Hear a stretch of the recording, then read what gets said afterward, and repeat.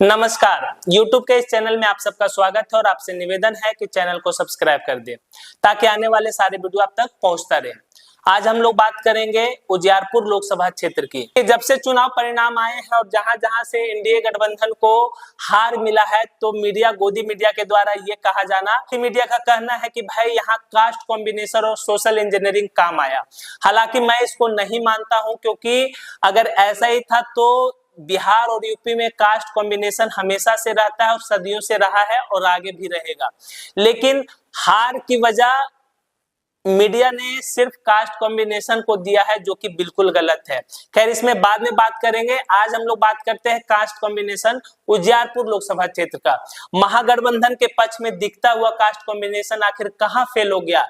अगर आप cast combination की बात करिएगा तो उजियारपुर लोकसभा क्षेत्र में यादव और कुशवाहा समाज के मतदाता सबसे अधिक है। उसमें अगर महागठबंधन की पक्ष की बात करें तो मुस्लिम समाज का भी 10% वोट को ऐड कर दिया जाए तो ये कास्ट कॉम्बिनेशन का एक अच्छा वोट बैंक बन जाता है, जिससे जीत सुनिश्चित हो जाती है।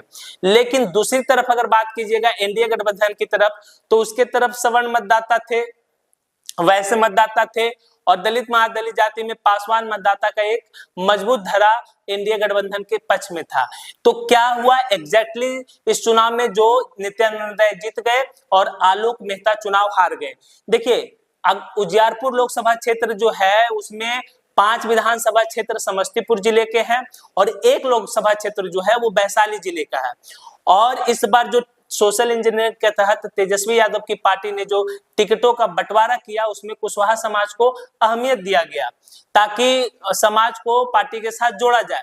अब उसके परिणाम ये हुए कि कुशवाहा समाज के कई उम्मीदवारों ने जीत दर्ज की, जैसे कि आपको औरंगाबाद से अभय कुशवाहा ने शानदार जीत दर्ज की। लेकिन वही अन्य सीटों की बात करें जैसे नवादा, उजियारपुर, मुंगेर और खगड़िया, ये ऐसे सीटें थी जहां पे इस बार माना जा रहा था कि महागठबंधन को अपार सफलता मिलेगी, लेकिन वो सफलता नहीं मिली।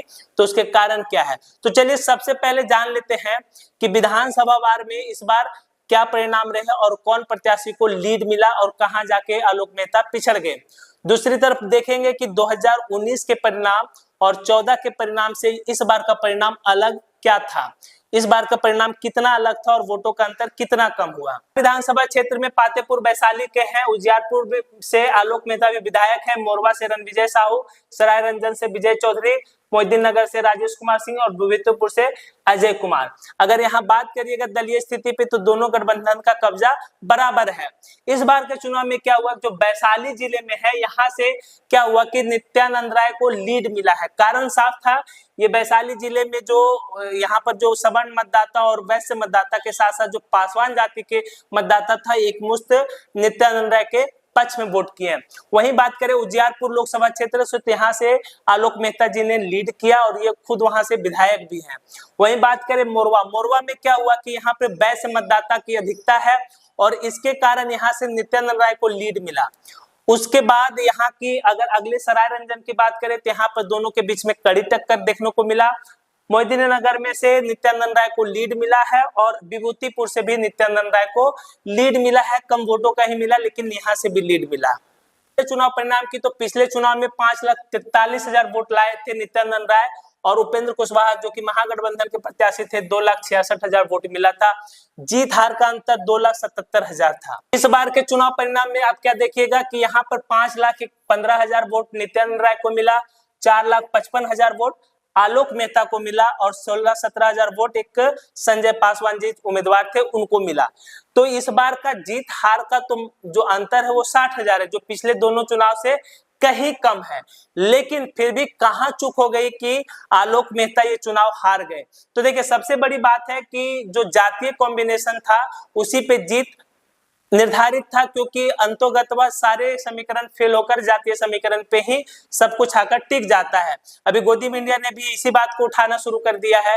हालांकि मैं मानता हूं कि बीजेपी की जो हार हुई है 240 सीट पर आया है उसके पीछे बेरोजगारी भ्रष्टाचार के कारण ये सीटें कम हुई। यादव जाति से आने वाले नित्यानंद राय के कारण, जिसे परंपरागत रूप से राजद का वोट बैंक माना जाता है MY समीकरण, उसमें एक मुश्त वोट आलोक मेहता के पक्ष में पड़ा, लेकिन यादव जाति में बिखरा हुआ और जाति के नाम पे कुछ यादव मतदाता ने नित्यानंद राय के पक्ष में भी मतदान किया है। ये सच्चाई है।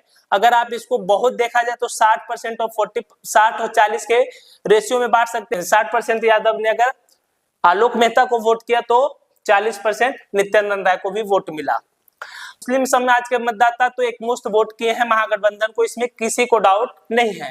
बात है यहाँ सबसे बहुलता जिस मतदाता की है कुशवाहा समाज की, वहां पर मतदाता वैसे मतदाता एक मुश्त नित्यानंद राय के पक्ष में खड़े हुए, तो यहाँ अति पिछड़ी जातियों का भी वोट इनके पक्ष में उतना दिखाई नहीं दिया जितना इस बार संभावना जताई जा रही थी कि इस बार जो होता है, क्योंकि एक जनरल पैटर्न देखने को मिला है कि जो कुशवाहा समाज के वोटर्स हैं कम से कम अपने समाज के उम्मीदवारों के पक्ष में खड़ा दिखाई देना चाहिए था, लेकिन नवादा के जैसा शायद यहाँ पे भी हाल हुआ है कि आलोक मेहता के पक्ष में 100% कुशवाहा समाज दिखाई नहीं दिया और चुनाव नित्यानंद राय जीत गए।